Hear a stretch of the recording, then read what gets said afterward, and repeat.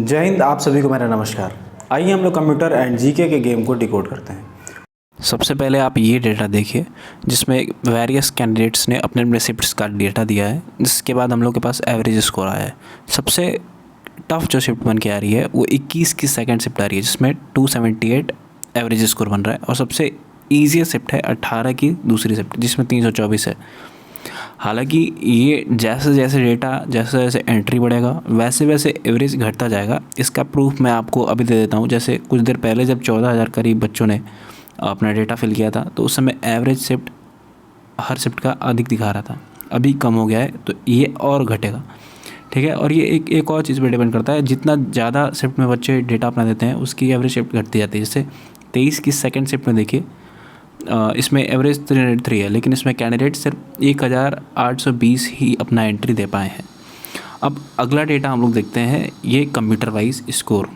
सबसे पहले आप कंट्रोवर्सी जानिए कि सभी लोग यही कह रहे हैं कि लास्ट टाइम ईपीएफओ ने 2019 में सेक्शनल कट ऑफ प्री में भी और मेंस में भी 40% रखा था सभी सब्जेक्ट्स के लिए।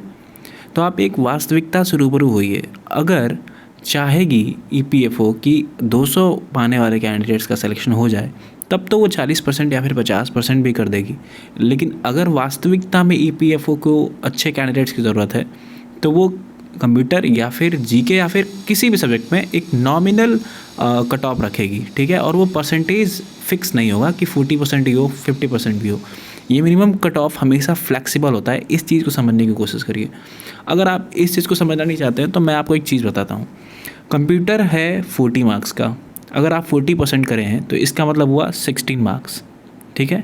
यानी इस किसी भी कैंडिडेट को कंप्यूटर में 16 मार्क लाना है out of 40 to clear EPFO एक्सेस से कंप्यूटर सेक्शनल कट ऑफ। ये सिर्फ सेक्शनल कट ऑफ की बात हो रही है। इस डेटा में आप ध्यान से देखिए, सबसे नीचे जो दिखा रहा है जीरो से नीचे पाने वाले कितने कैंडिडेट्स हैं, तो जीरो से नीचे पाने वाले ईडब्ल्यूएस के 94 कैंडिडेट्स हैं। समझ रहे हैं? मतलब इनके स्कोर जीरो नहीं है, जीरो से भी नीचे हैं। जैसे -1 हो सकता है, -2 हो सकता है, -3 हो सकता है। 7 कैंडिडेट्स के स्कोर -10 है। समझ रहे हैं आप? अगर सारे कैंडिडेट्स ने किसी कैंडिडेट ने सारे क्वेश्चन कंप्यूटर में गलत किए हैं तो -10 आएगा। 7 कैंडिडेट्स ऐसे हैं। अगर आप EWS, OBC, SC, ST, UR सबका मिला दें जो नेगेटिव में स्कोर किए हैं सिर्फ कंप्यूटर में, तो उसका आपके पास टोटल डेटा आएगा 819, जो कि नीचे आपको कॉर्नर में राइट साइड में दिखाई दे रहा है कि 819 कैंडिडेट्स ने जीरो से नीचे स्कोर किया है। जीरो से 3 पाने वाले कैंडिडेट्स 1902 हैं, 1902। जीरो से सिर्फ 3 स्कोर कर पाए हैं 40 में, यानी 10% से भी नीचे। ये समझिए आप। अब अगर आप 4 से 7 आएँ तो यहाँ सिर्फ 4 से 7 के बीच में ही 2654 कैंडिडेट्स हैं। अगर आप सिर्फ 7 स्कोर तक देखें तो आप ये ऐड कर लीजिए 2654 प्लस 1902 प्लस 819, तो ये मोटा मोटा 5300 के करीब हो जाएगा। मतलब 7 से नीचे पाने वाले 5300 स्टूडेंट्स हैं, और ये सिर्फ सैम्पल साइज़ अभी 18,594 लोगों का लिया गया है।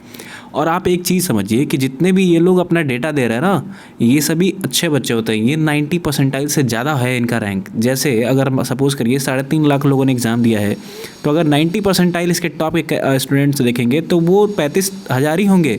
और 35,000 से भी जो ज़्यादा जागरूक होता है ना, वही अपना डेटा शेयर करता है, वही उसी को रैंक देखना वगैरह ये सब नॉर्मलाइजेशन स्कोर देखना ज़्यादा अच्छा लगता है। बाकी जिसने कम स्कोर किया है वो क्यों अपना आखिर रैंक चेक करेगा? वो बाहर हो जाएगा, वो दूसरे एग्ज़ाम की तैयारी कर रहा है। तो ये हमेशा डेटा अच्छे कैंडिडेट्स की होती है, टॉप के 90 परसेंटाइल कैंडिडेट्स की होती है। ठीक है।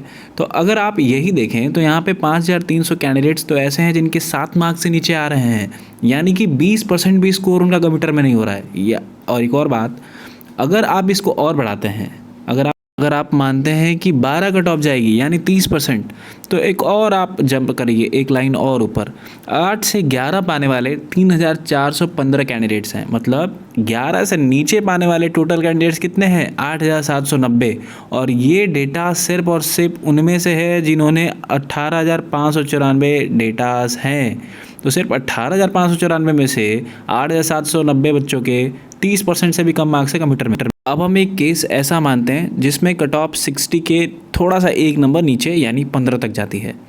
आप देखें कि 15 से नीचे पाने वाले 12,098 स्टूडेंट्स हैं और ये सिर्फ 18,594 डेटा में से है। मतलब आप समझिए कि हर तीसरे में से दूसरा बच्चा फेल हो रहा है कंप्यूटर में, और ये सिर्फ कंप्यूटर के सेक्शन की बात है। अगर 40% कंप्यूटर में हो रहा है, इसका मतलब जीके में भी होगा, अगर लोग ऐसा कहते हैं तो मैं अपनी राय बता दूं कि अगर ईपीएफओ ने 40% कट ऑफ कर दिया, सेक्शनल कट ऑफ कंप्यूटर में या फिर किसी सब्जेक्ट में, तो मैं गारंटी लेता हूं कि जो 26,000 बच्चे टाइपिंग के लिए बुलाए जाएंगे वो कंप्लीट ही नहीं हो पाएगा डेटा। सिर्फ और सिर्फ 20,000 बच्चे ही ऐसे होंगे जो 40% सभी सेक्शन में क्लियर करेंगे। और अगर सपोज़ करिए 26,000 कंप्लीट भी हो गए बच्चे टाइपिंग के लिए, तो मेरा मानना ये है कि कट ऑफ उस समय जनरल की जाएगी 280, ईडब्ल्यूएस की जाएगी 250, जो कि नेक्स्ट टू इम्पॉसिबल है यार। इतना नहीं हो सकता है। आप सपोज़ करिए, मेरा मानना यही है, देखिए सीधी बात मैं कहूँगा स्ट्रेट फॉरवर्ड, कि कंप्यूटर में कट ऑफ जाएगी 8 मार्क्स, 9 मार्क्स, मैक्स 10 मार्क्स। और ये भी मैं नहीं कहूँगा कि 4 मार्क्स की कट ऑफ जाएगी, 3 मार्क्स से जाएगी, क्योंकि 23rd के सेकंड में अपने आप एक नंबर ड्रॉप हुआ था जिसका 4 नंबर मिलेगा। यानी उस सेप्ट का एवरेज हमेशा 4 से ऊपर ही होना चाहिए। इसका मतलब नॉर्मलाइजेशन में सबको 4 नंबर मिलेंगे, तो 4 नंबर तो मिनिमम रहेगा कट ऑफ, ये तो मिनिमम है। मेरा मानना ये है कि भैया 8 से लेके 10 तक कंप्यूटर में यही सेक्शन कट ऑफ जा सकती है, और यही जीके में भी 24 से लेके 30 तक यही कट ऑफ जा सकती है। इससे ज़्यादा जाने की उम्मीद नहीं है। 40% नेक्स्ट इम्पॉसिबल है। अगर ईपीएफओ वाकई में चाहती है कि अपना सिस्टम रीन करवाए तो वो ऐसा करेगी, वरना कोई अपना सर्विस बेकार नहीं कराना चाहेगी। तो ये मैं कहूँगा भाई, कट ऑफ इससे ज़्यादा कंप्यूटर की नहीं जाएगी। Max to max 10 marks, minimum 8 marks, इसी के बीच में रैंक कर सकती है। हो सकता है 8 ही जाए, हो सकता है 10 जाए। मेरा मानना है कि 20% या फिर 25% ये सफिशेंट है यार, इससे ज़्यादा नहीं होना चाहिए।